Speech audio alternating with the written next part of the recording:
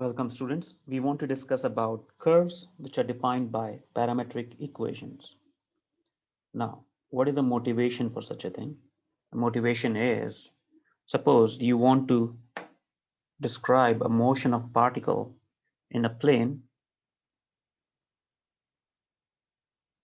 and this motion is dependent on time t.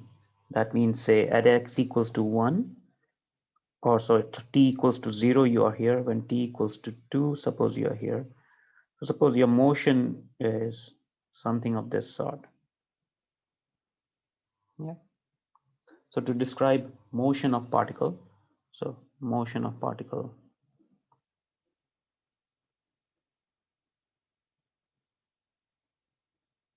in plane. So in that case, you will have that x and y are changing as the time t changes. So you can say x equals to, x is a function of t. So x is x of t, y is y of t. That is just to say that x and y are both dependent on function third variable t. So such motion can be described by this kind of equations, which are called parametric equations. Let's make this concept clearer by the following example. So in xy plane, draw p equals to t square comma t, where t belongs to R.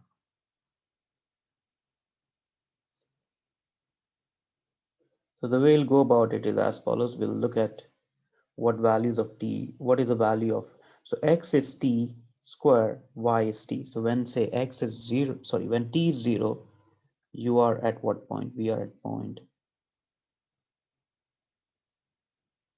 0, 0. When t is 1, x is t square, which is 1, y is also 1. So 1, 1. So x is t, when t is 2, you get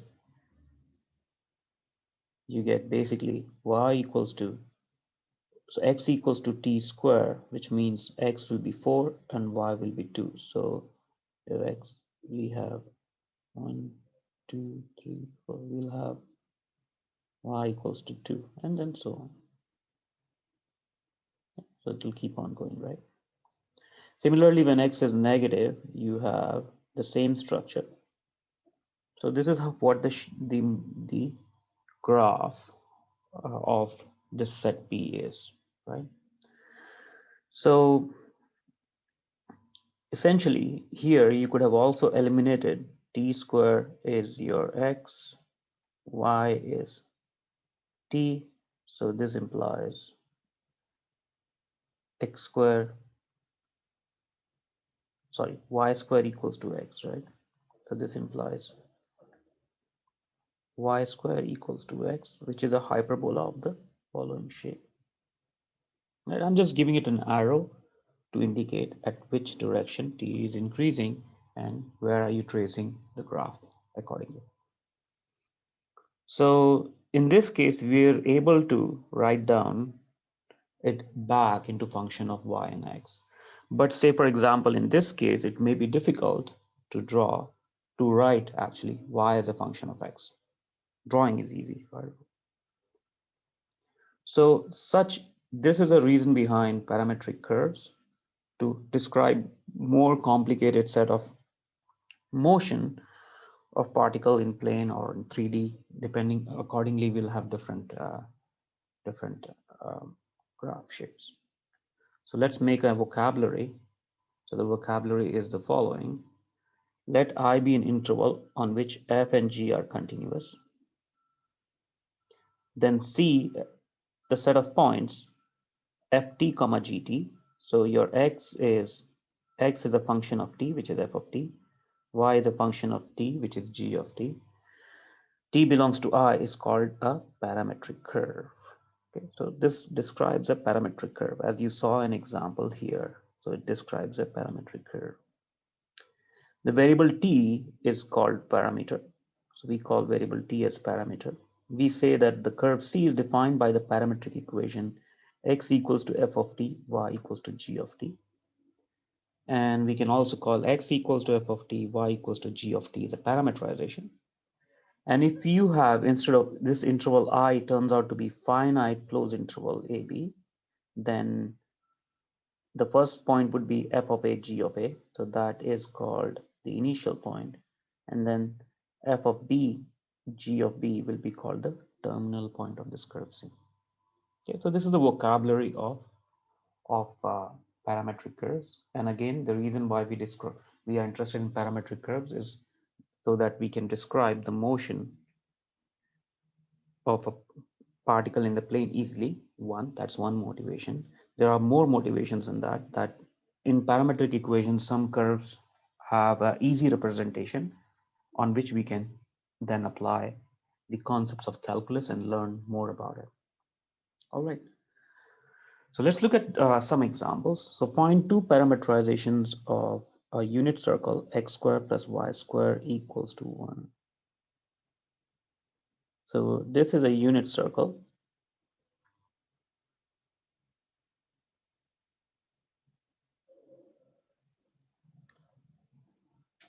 So we want a parameterization for any point x comma y. Yeah.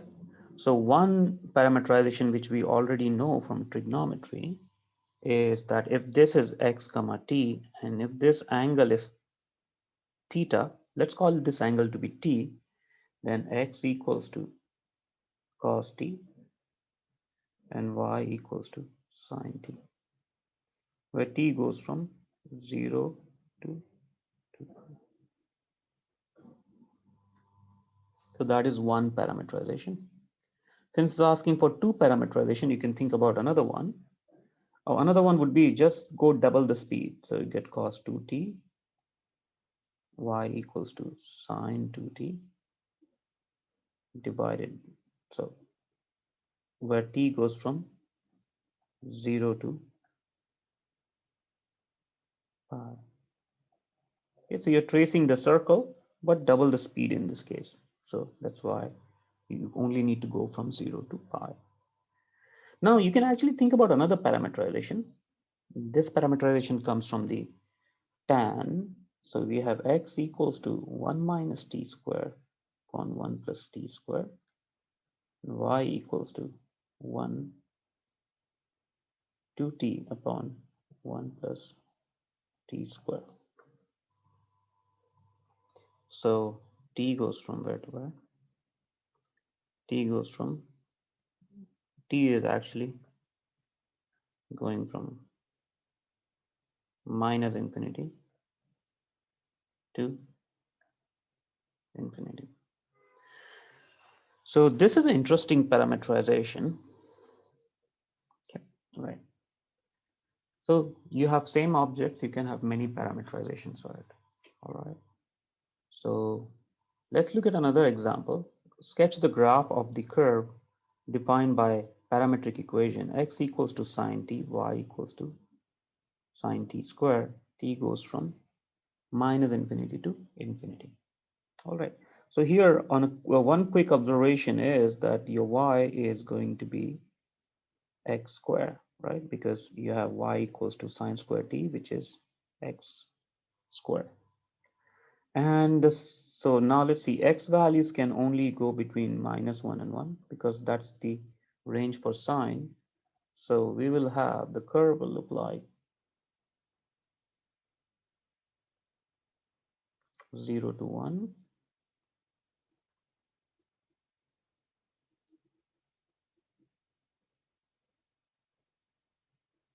This is how the curve will look like. Okay. But the interesting thing is, if you want to give it a direction arrow, you will see that it will oscillate, keep moving along this curves quite a few times. So this is a graph of this parametric equation.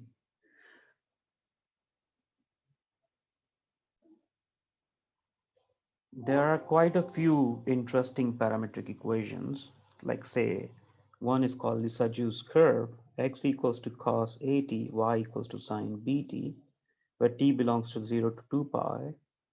And if A is 3, B is 5, you get a shape like this. And if A is 11, B is 13, you get a shape like this. Yeah, so this is a curve, right? So interestingly, if you want to write the Cartesian coordinate, it's going to be really difficult, right? So but if you look at the parametric equation, it is in some sense very straightforward. So it makes sense to discuss some special curves using parametric equations. So now we want to carry over all the calculus we have done to parametric equations, right? So there are a few more examples. One is called naughty curve. So naughty curve has a lot of knots in it. So this is how it looks like when t plus 2 sine 2t, t plus cos 5t. So these are the couple of examples. Now let's look at this guy here. So this example. Question, can I draw a tangent line here? Certainly I can. So if I can draw a tangent line, I should be able to find out the equation of tangent line. AKA, I need to find out the equation of the formula for the derivative as well, right? Okay. So another interesting example is the example of a cycloid. So a curve traced by point P, which is on the edge of a rolling bicycle or actually rolling circle, is called a cycloid. Yeah. You take basically a circle, you move the circle, keep the circle here, and then keep moving the circle along here at this point. This point will basically trace this path here. Yeah. So this equation is called cycloid. We can derive this equation, but it's already given to us here that x equals to r times theta minus sine theta and y equals to r times 1 minus cos theta, where r is the radius of this circle.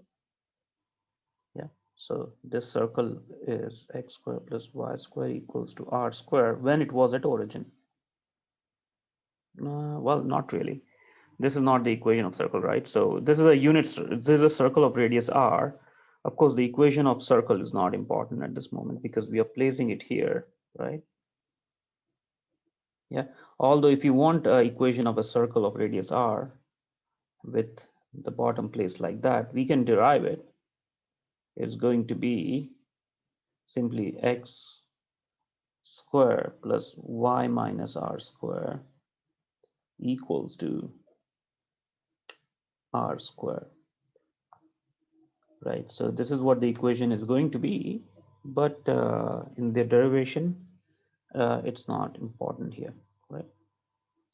So this is what uh, the equation is given to you, and now again we want to do the calculus with it. If we can find the equation of we can draw the tangent line here, we should be able to find the equation of tangent line. So how do we go about it?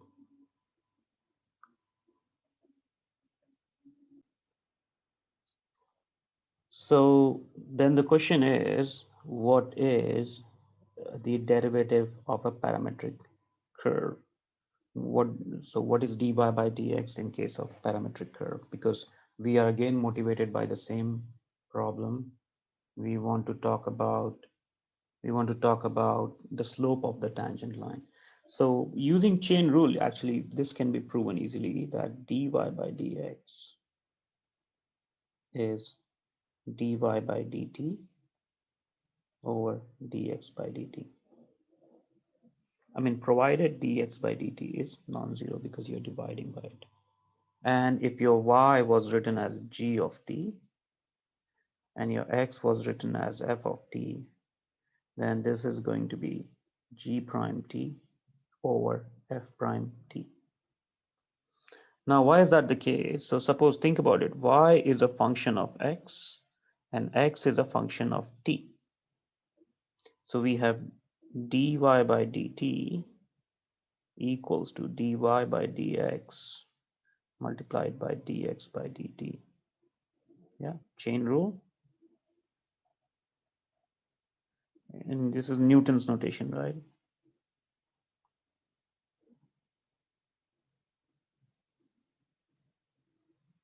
And if you divide dx by dt to the other side, you get this formula. All right, so now we are back in the calculus game. So let's ask the following question. So determine the points on the cycloid where x equals to r times theta minus sine theta, y equals to r 1 minus cos theta. So we want to find the point on the cycloid. The equation is already given to us. We are interested where the tangent line is horizontal or vertical. So you can think about theta as t, really, right? So it's another variable. I mean, t instead of t, you're writing theta. So we have dy by d theta. We are looking for dy by dx because the tangent line is all about dy by dx if you're in xy plane. So this is going to be dy by d theta divided by dx by d theta. Now dy by d theta is going to be r times sine theta,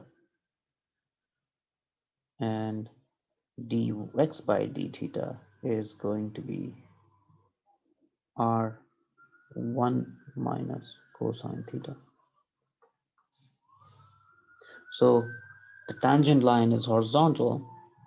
That we know, the tangent line is horizontal when dy by dx is equal to 0. So let's compute that. So tangent line is horizontal.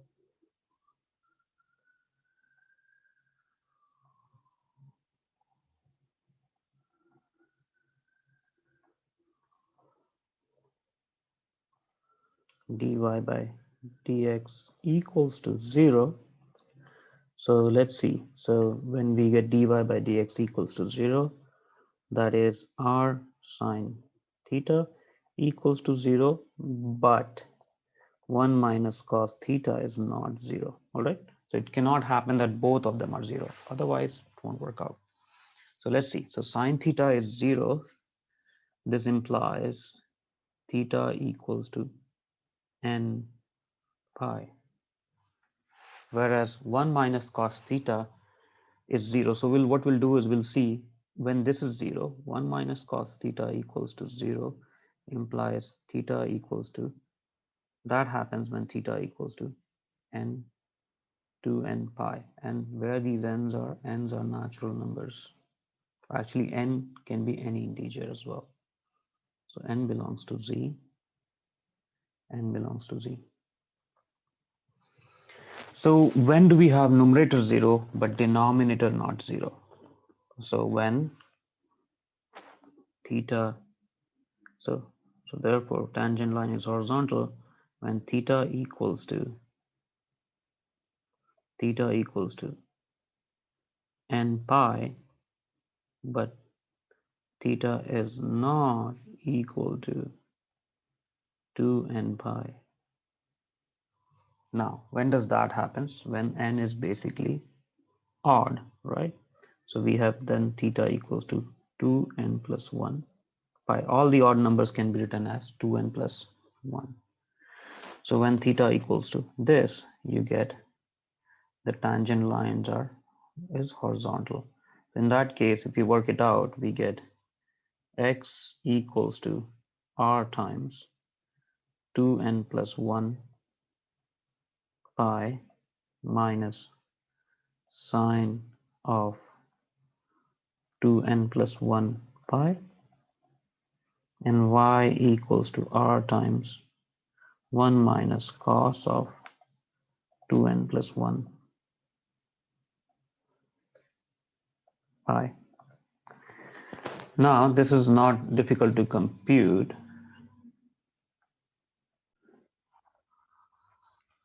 So in this case, this 2n plus 1 pi will become 0. So we get r times 2n plus 1 times pi, and y will be r times 1 minus of this. So 1 minus of that will become cos of 2n plus 1 pi is same as cos of pi. Cos of pi is minus 1. So minus of minus 1 becomes plus 1. So 2.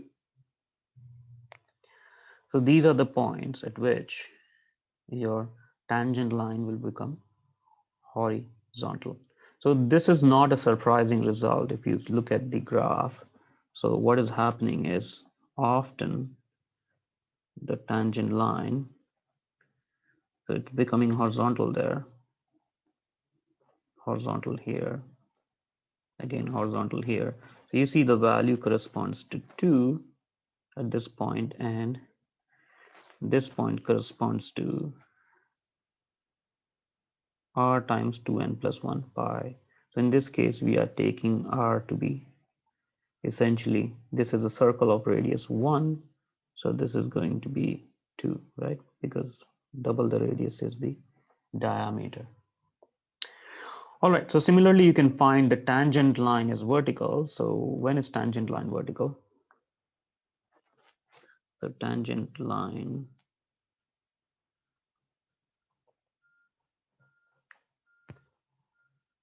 vertical when the denominator of this becomes 0, dx by dt equals to 0, but dy by dt is non-zero.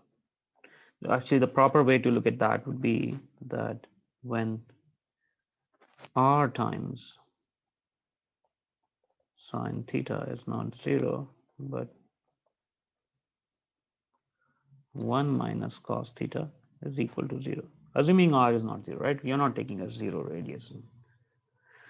So when is cos of theta 1 minus cos theta equals to 0? So in that case, we get 1 minus cos theta is 0 when theta equals to 2n pi. If we substitute that in the value of x and y, you will get your result. Okay, so this is about the derivative of the parametric equation. Let's look at another example. Find the slope of the tangent line corresponding to the curve x equals to cos t, y equals to sine t, where your t ranges between 0 and 2 pi. So again, the formula is dy by dt, sorry, dy by dx is dy by dt over dx by dt. That is going to be, so derivative dy by dt is cos t, derivative of cos sine t is cos t, and then dx by dt is going to be sine t. So the slope of this tangent line is dy by dx at t equals to pi by 4, which is going to be cos of pi by 4 over, so dx by dt is going to be minus of this, right? Minus sine of pi by 4, which is going to be negative 1. Now, suppose you are asked the question, find the slope of the tangent line, and I say and equation, suppose. So what will be the equation of the tangent line? So the point is cos of pi by 4, sine of pi by 4, and which is 1 by root 2 over 1 by root 2. Slope we have already found out to be minus 1. Therefore, equation of tangent line is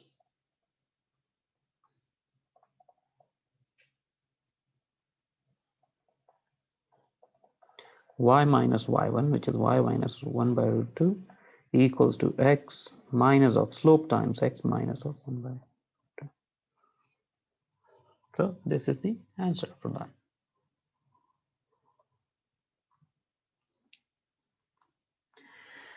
Now, there are other problems we can look at.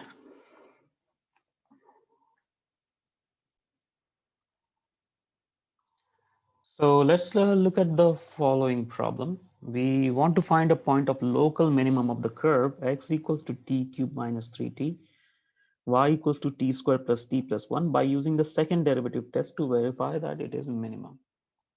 Now, first of all, we need to find the critical point, right? So step 1, find critical point. So find critical point. So for critical point, we need to compute critical point of critical number, right? So we need to compute dy by dx, that is dy by dt over dx by dt. Now dy by dt is going to be 2t plus 1, dx by dt is 3t square minus 3. So this implies, so dy by dx equals to 0 would give me 2t plus 1 equals to 0, which implies t equals to minus 1 over 2.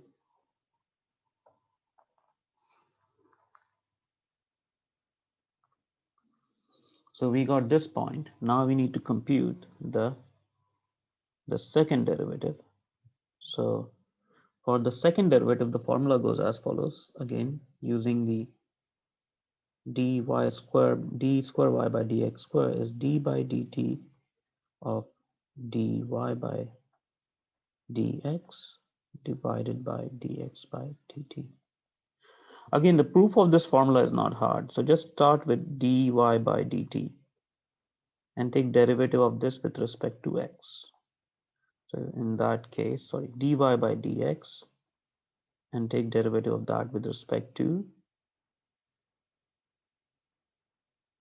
dy by dx, and take derivative of that with respect to t. So this is going to be d by dx of dy by dx times dx by dt. And now if you divide this here, you get this formula. So what is the second derivative test? To verify that it's minimum, we have to compute the second derivative and show that it is what? It is minimum, means it has to be greater than 0. So let's compute this. So what is d square y by dx square?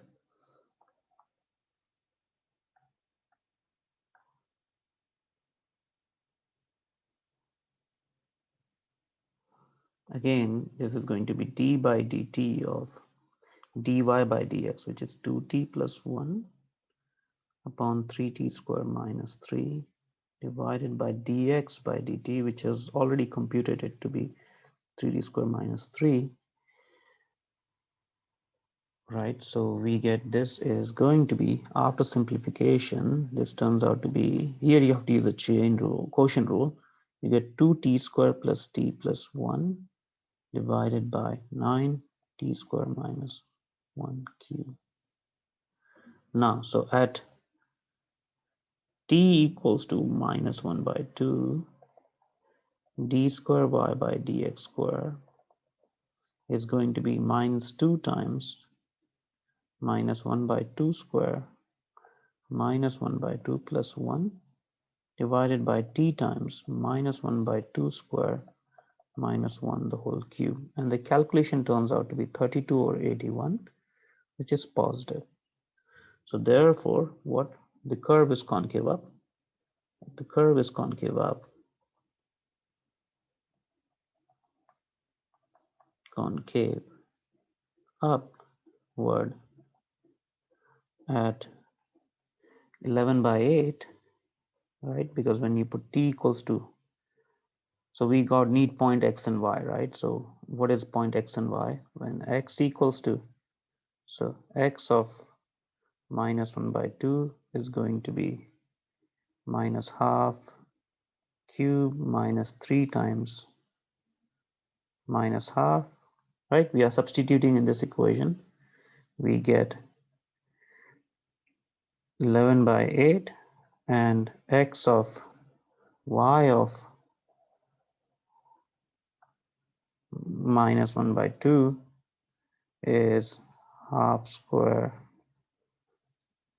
minus half plus 1, which is going to be 3 by 4. So it's concave upward at 11 by 8 and 3 by 4, right? So, and hence it's a minimum, local minimum.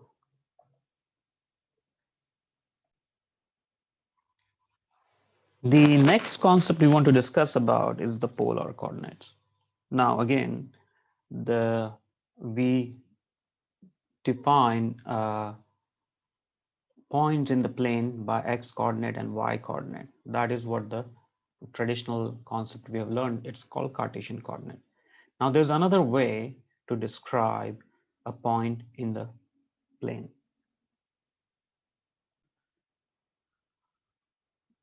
For example, take this point in the plane, in the xy plane. It has x coordinate and y coordinate. Now, same way we can describe the location of this point uniquely by saying, well, go in this direction. You can keep on going forever, but just go this distance. Let this distance be d, or in polar coordinate language, let this distance be r. So let's call this r, and let this direction be given by theta. Well, you have to fix some angle, so you fix it with respect to the angle made with the positive direction of the x-axis. So then r theta is the polar coordinate. So it's a representation of same point in a different setup, right? Okay. So let's describe what does a polar coordinate system looks like. So you start with a point in the plane. Let's call this as a pole. Call it O. This is called pole. Then you choose a ray starting at O. Generally, the ray can be in any direction, but we'll choose in the direction of a positive x-axis just to keep things uniform and clear for everybody.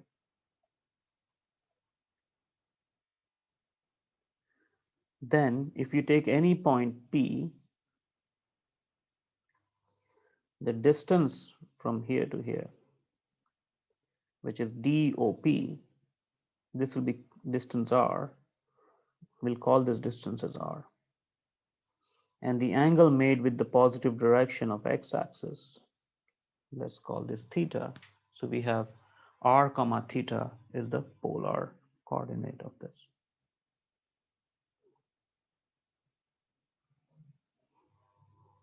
Now note that there is a bijection between the points in the plane. So if I take any point, say let me just plot here. So then I get angle, I can represent this angle with any angle between 0 and 2 pi, with one of them excluded, 2 pi excluded.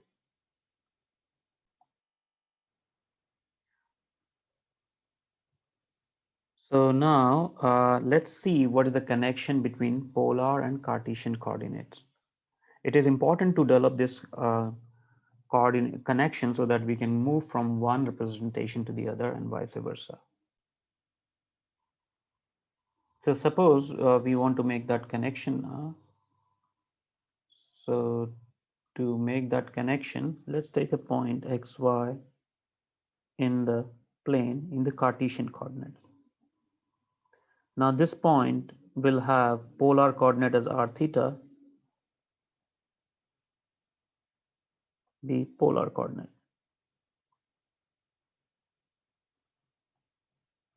So to find the connection, let's join this to the origin. So this thing will be r. This part is theta. Drop this perpendicular. In that case, this will be your x, and this length will be y. So if we use trigonometry, we can see that first of all, so from xy to r theta, if you have to go there, you can see that x square plus y square square root equals to r. This is the consequence of Pythagoras theorem. And then we have tan theta equals to y over x, which implies theta equals to tan inverse of y over x. So this is the representation from Cartesian to polar.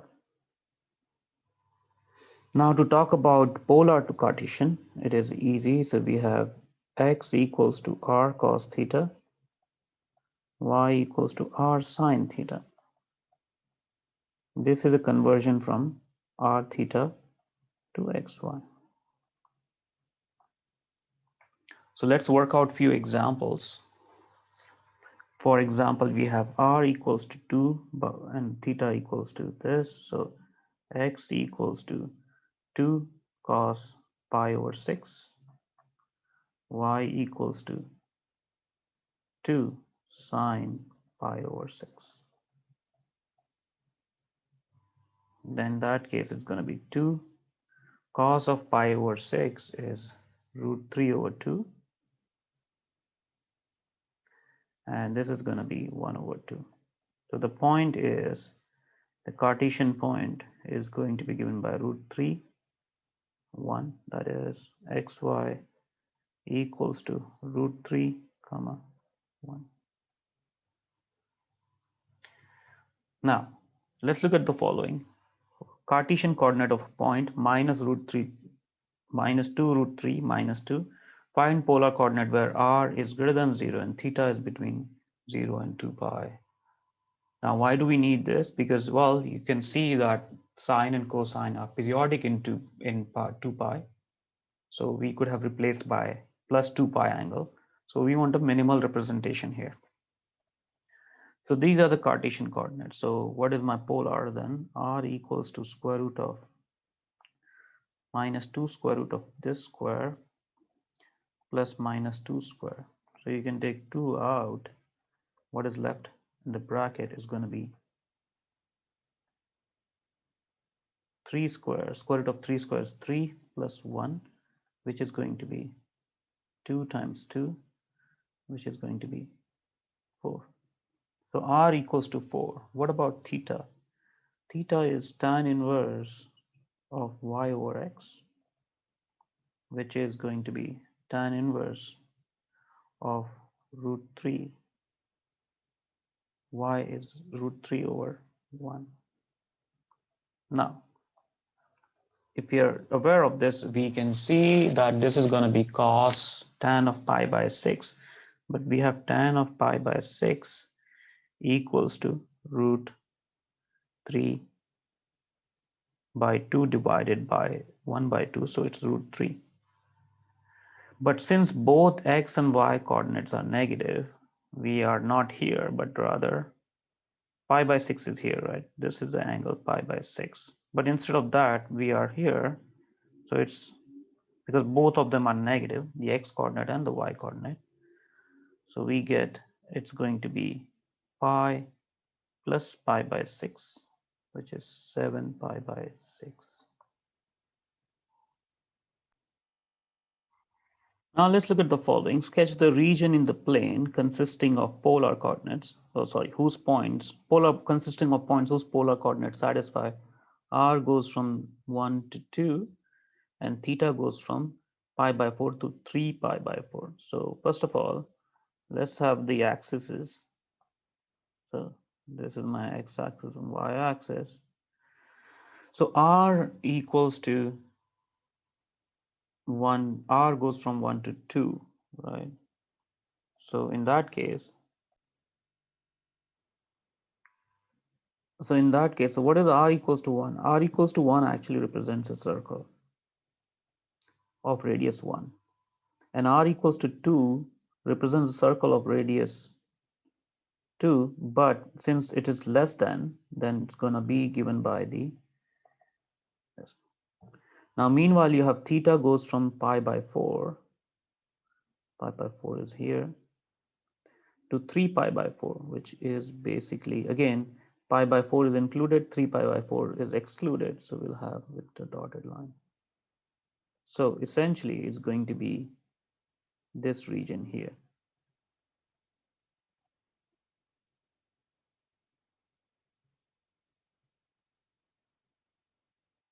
This is the region given by the following restrictions. Later on, when you're doing integral calculus, you'll realize that how and why such regions are important. So now you can see that this region, which would look very, will look different in this Cartesian coordinate. It will have, looks very simple in the polar coordinate setup. Again, sometimes it helps to have a easier representation of curves. So we have, for that matter, we have what is called as polar curves. So like how in Cartesian coordinate you have x, y equals to f of x. So similarly, we can define polar equations r equals to f of theta. But again, the plotting is happening in xy plane. All right, so this is all in xy plane, but we are giving relation between r and theta instead of x and y. So it consists of, so what does a polar equation? So it consists of all point P that has at least one polar representation that satisfies the equation. So some of the interesting polar curves are given here. R equals to sine 3 theta, there are 3 leaves. R equals to sine 2 theta, there are 4 leaves. R equals to sine 5 theta, there are 5 leaves. This is 1 plus cos theta, it's called cardioid because of the shape of it. 1 plus cos 2 theta, r equals to 1 minus 2 cos 3 theta. Okay, so these are few examples of a polar curve. We'll soon see how to draw one of them. But before we go there, let's see the following simple ones. What does polar curve r equals to 3 looks like? So r is 3, that means the distance from origin is 3, and the theta has no restriction, so it can be anything and everything. So it's going to be all the points which are at distance 3, right? So it is basically a circle of radius, just circle of radius 3. And that's the beauty of it, right? So the beauty is that it represents a nice circle, so basically a slightly complicated object, by just r equals to a constant. So then the question is, plot the curve represented by the polar equation theta equals to 2 pi by 3. So when theta equals to 2 pi by 3, you have the angle here is 2 pi by 3, right? Now, what is the value of r? R can be, you can take all the values of r. So any value of r is okay because there's no restriction given.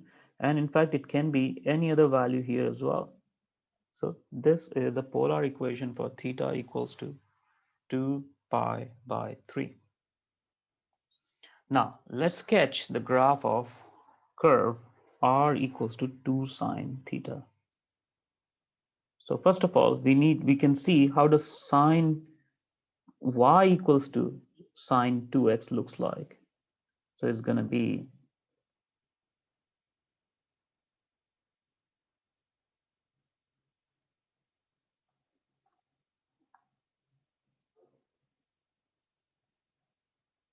I'm going to draw from 0 to 2 pi.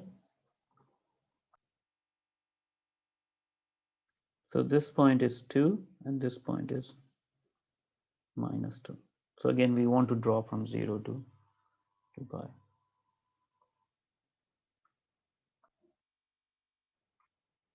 So in this case, let's call this as, so let's draw this now. So again, we'll draw this in xy plane. So let's see. So when r is 0, so when theta is 0, r is also 0. So you're at this point. Now it keeps on increasing and becomes 1 at pi by 2. So basically the angle is measured with this axis. So let this be the angle. So one angle is, so this is pi. So what happens is it keeps increasing, and at pi, it becomes pi by 2, it becomes 1. And after that, it basically comes down at pi, so until pi starts decreasing, and pi, it comes down to become what? Comes down to become a 0. So you see the distance from origin is r. So this is your r, right? So your r keeps changing. At pi by 2, it becomes 1, and then it becomes. So this is how from 0 to pi looks like. So this is the first part. Let's call that r. Let me call that as part 1.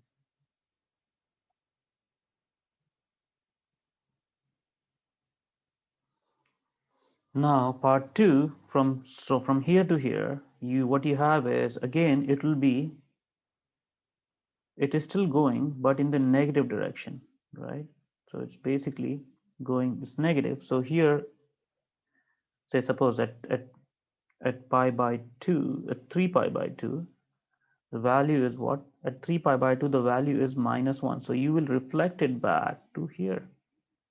So essentially, the second part is retracing the curve again, is retracing the curve again. So when you, if you just look at the absolute value of R, this is how it's going to be, but it's going to get reflected back onto this thing because R is negative means you have to reflect it back, right? So suppose you have -2 comma pi by 3. So if you have to sketch it, you go pi by 3 first, and -2 means instead of going to here, you basically reflect it down and go to here. So this point has 2 comma pi by 3. So in this case, since R is negative, although you're getting this point, you have to reflect it back to this point here. So this is the graph of R equals to 2 sine theta. Let's look at a few more. Let's draw the graph of R equals to 2 cos 3 theta.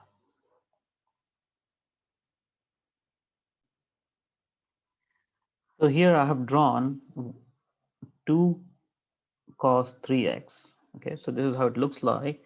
The first time it will become 0 here is going to be when cos 3x equals to pi by 2. That's when cos becomes 0. That means x equals to pi by 6. So now we are moving in the units of pi by 6. So this is going to be pi by 6. This is going to be 2 times pi by 6. 3 times pi by 6. This is going to be 4 times pi by 6. 5 times pi by 6. 6 times pi by 6. So pi is going to be 7 pi by 6. This is going to be 8 pi by 6. So this is a redrawing of the whole setup again. Okay, so now as we notice that something is happening every multiple of pi by 6, I'm going to draw a graph and mark all the pi by 6 in them. So let me have a graph of the following form and pi by 6. So I have 6 parts for each pi. So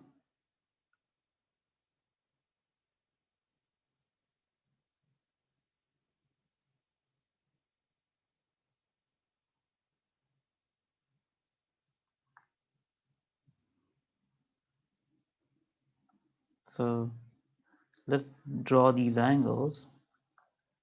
So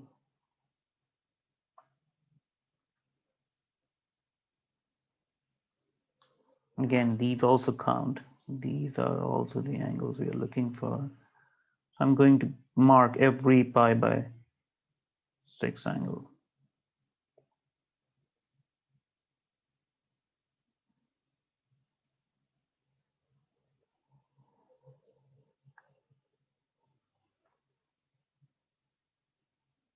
Okay, so let's draw.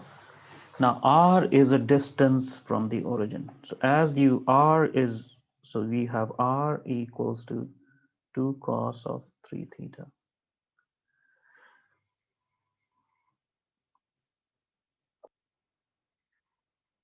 So R is 0 and then it climbs up all the way to become 2 at pi by 6. And then after that, the R keeps on decreasing to become 0. So this is, let's call this as part 1. So this is your, goes down to become 0 at 2 pi by 6, which is pi by 3. Sorry, 2 pi by 6, that is pi by 3. That is right. So this is the first part. Let's call this I. Now the second part is basically from here to here. But note that here R goes down to -2. So R is negative. So in this case, what I'll do is I'll draw like that, but I will reflect it because r is negative. So you will get essentially something of the following form. Okay, so this is not there. Yeah, not part of graph. Okay, so now we have done until here. Now from 4 pi by 3, which is 2 pi by 3, from here again to 5 pi by 3, which is this angle, is going to be again 1, sorry, value 2, because it's 2. It will keep on increasing, will become 2. So this length is 2.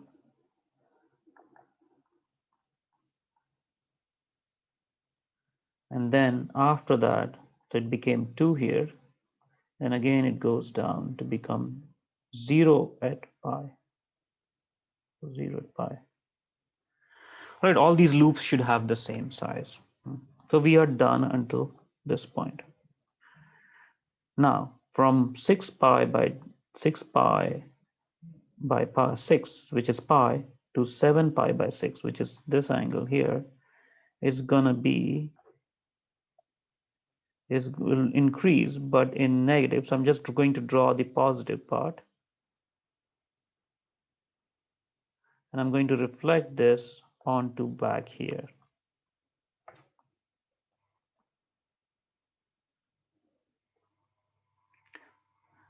So we are now up to here. After that, from 8 pi by 6 to 10 pi by 6, which is starting from this angle to this angle, again, the value goes to 1 at 9 pi by 6, which is 3 pi by 2. So again, it will be retracing the same curve. Right, and then the last part is similar. You have this curve, but because of the negative, it will be reflected onto this. So what is essentially part of our diagram is this part. So this loop, this loop, this loop. So this is our graph. So it will essentially look like this guy, but just twisted, all right? Twisted by an angle here. Okay, so this is how the graph looks like for r equals to cos 2 cos 3 theta. So if I have to draw this again, let me draw this here so that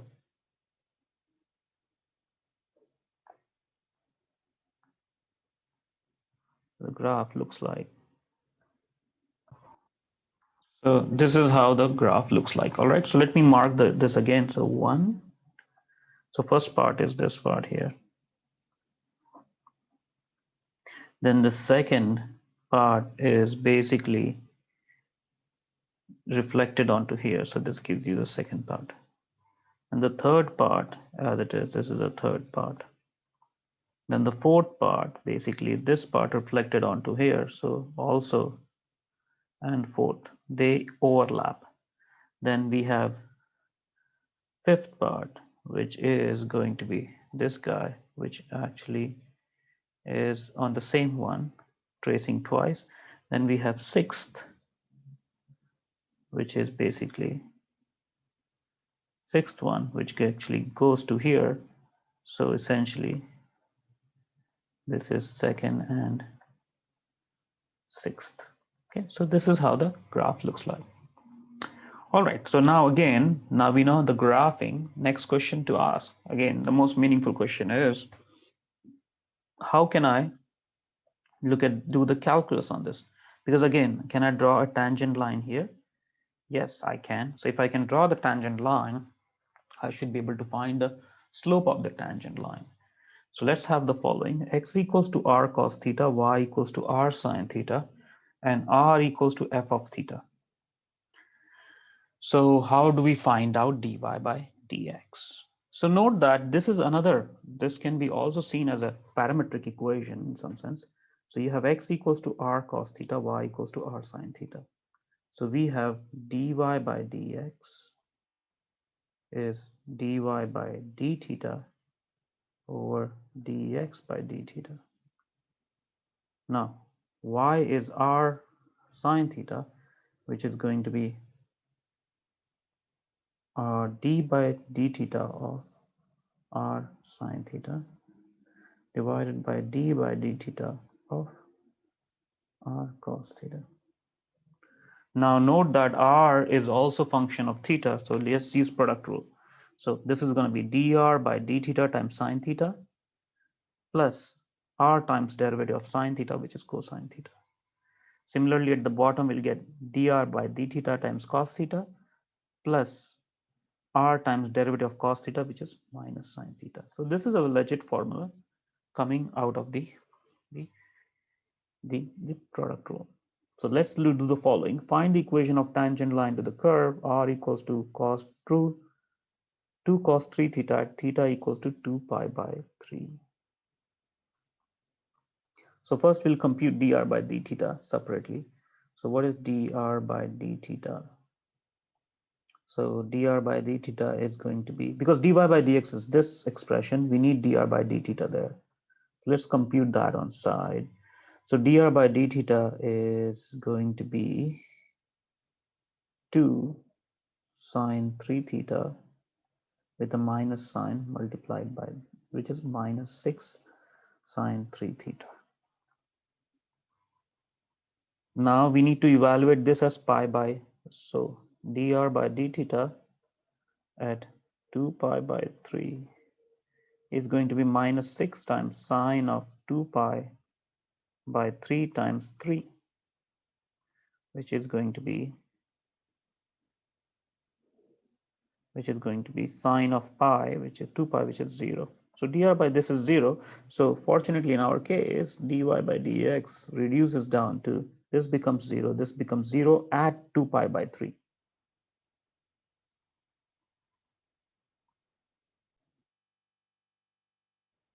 So we have dr by d theta, so this at theta equals to 2 pi by 3 is going to be dr by d theta times sine of 2 pi by 3 plus r of 2 pi by 3, right? R is a function of theta, cos of 2 pi by 3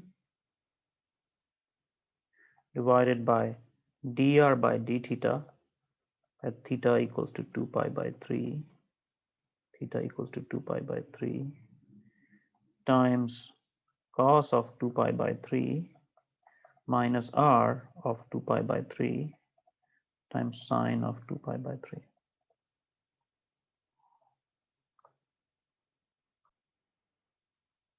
So this turns out to be 0. So this is going to be r of 2 pi by 3 cos of 2 pi by 3 divided by minus r of 2 pi by 3 times sine of 2 pi by 3. Now before I'm tempted to cancel r 2 pi by 3, r 2 pi by 3 from top and bottom, but what if they are 0? Then, well, you can't cancel them. So we need to check that out. So what is r of 2 pi by 3? R of 2 pi by 3 is going to be 2, so from here, 2 cos of 3 times 2 pi by 3, which is going to be cos of 2 pi, which is 2. So this is not 0, so we can cancel them off too. So we are left with what? Minus cos of 2 pi by 3 divided by sine of 2 pi by 3. Now this is going to be minus of cos of pi minus pi by 3 plus sine of pi minus pi by 3. So this will make it cos of pi minus theta is minus cos theta. So minus minus will amalgamate together. You get cos of pi by 3. You have sine pi minus pi by 3 is sine of pi by 3. That is going to be cos of pi by 3 is 1 over 2. This is root 3 over 2. So this is going to be 1 over root 3. So equation of tangent line. So we got down the slope of the tangent line. So m equals to 1 over root 3. And what is the point? point is r 2 pi by 3 cos of 2 pi by 3. This is your x coordinate. The y coordinate is r of 2 pi by 3 sine of 2 pi by 3. So we already found out what is x. X is going to be 2 times cos of 2 pi by 3, which is 1 over 2. And then this is going to be 2 sine of this, which is root 3 by 2. So cos of 2 pi by 3 is a minus, so it comes with a minus sign. So you get minus 1 comma root 3.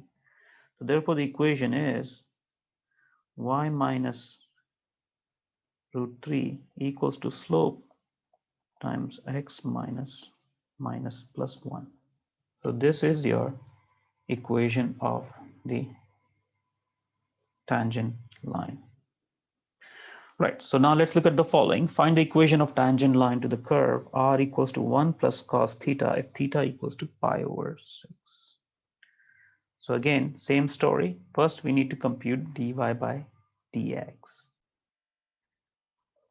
So let's look at the following problem. Find the equation of the tangent line to the curve r equals to 1 plus cos theta at theta equals to pi over 6.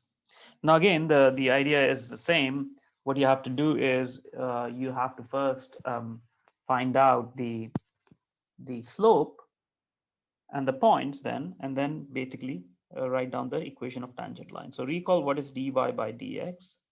So if you recall from here, dy by dx is dy by dr by d theta sine theta.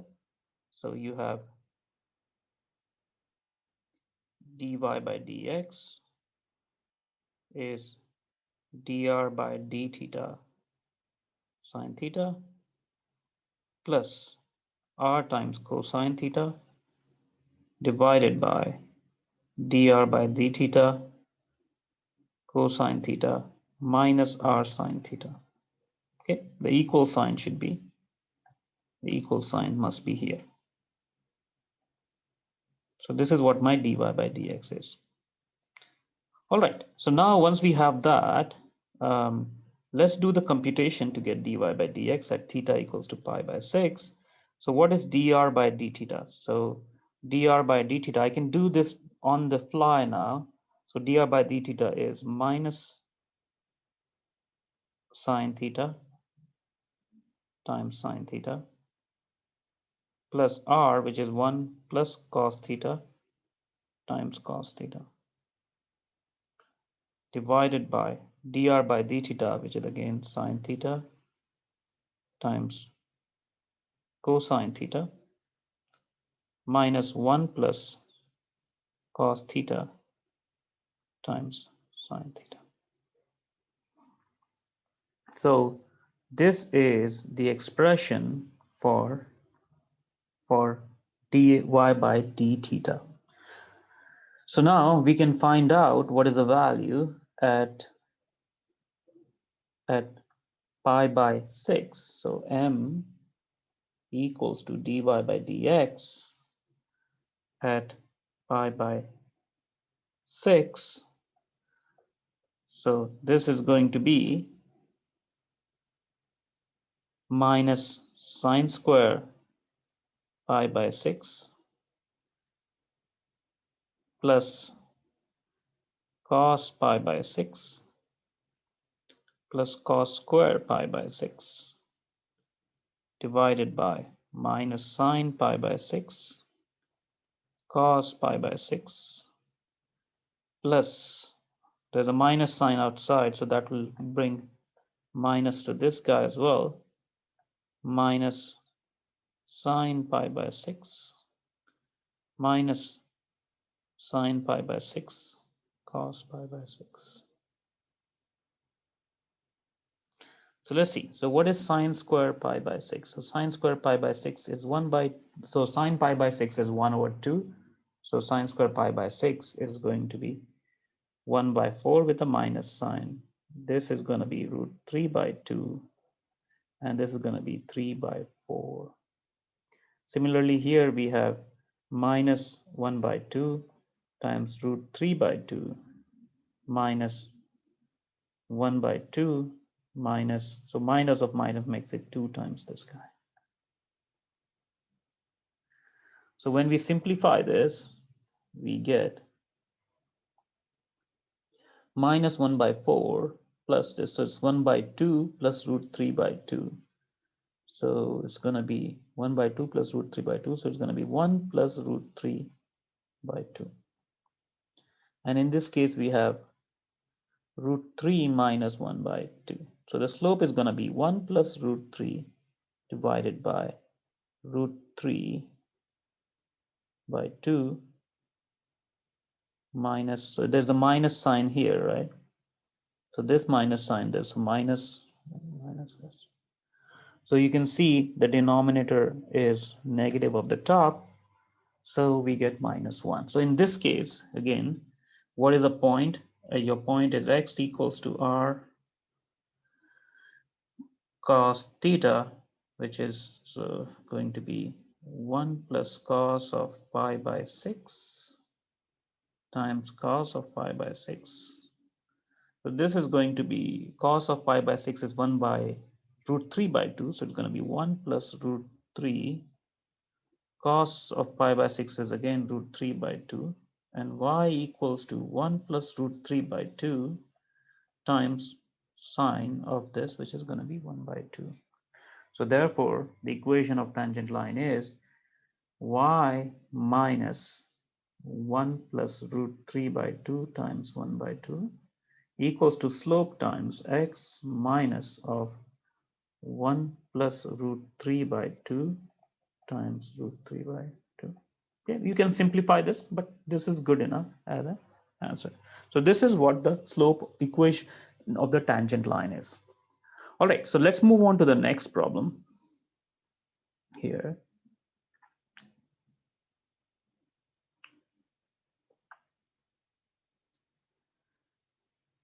So find the points on the parametric equation x equals to 2t cubed and y equals to 1 plus 4t minus t square, where the tangent line has slope 1. So we have dy by dx is the slope of the tangent line. We want it to be 1. And on the other hand, the computation gives us dy by dx, dy by dt over dx by dt.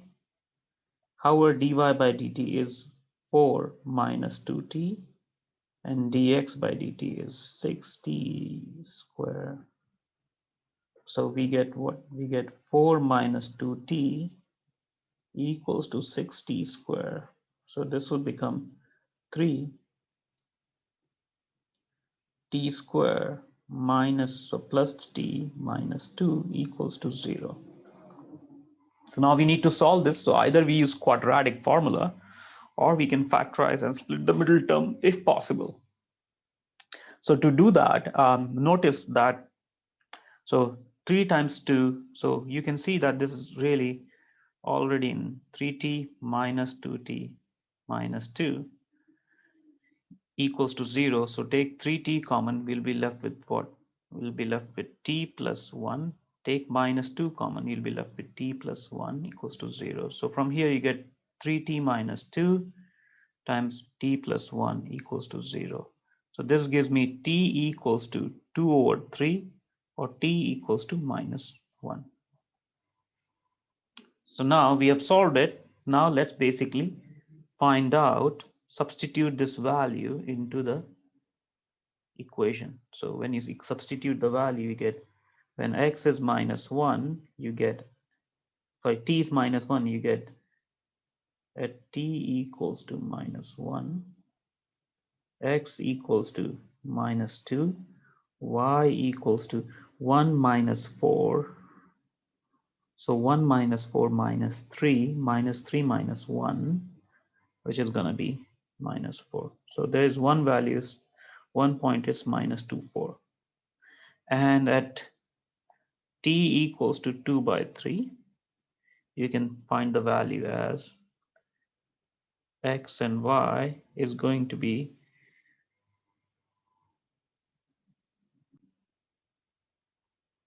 Simple computation gives that it's going to be 16 by 27 and 29 by 9.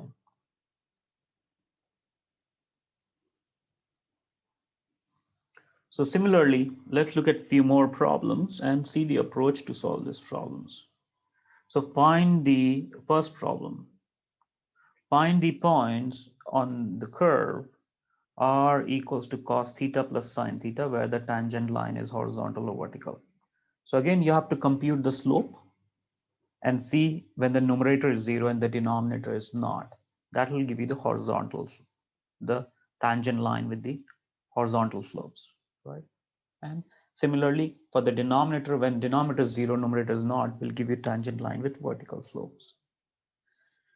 Similarly, consider the points on the curve given by polar equation r equals to 1 plus 2 sine theta. Find the points on the curve which are furthest from the x-axis. So what is the distance from x-axis? So your function is, which you want to optimize, is basically x. So you want to optimize. So what is the distance from the x-axis? If you have a point xy, the distance from x-axis is y. So you have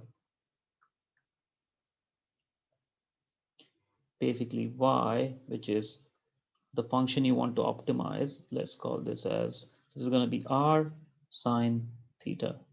So you can call this as a function f, and you take the derivative and try to compute the critical point, and then look at the second derivative to see whether it's furthest or not.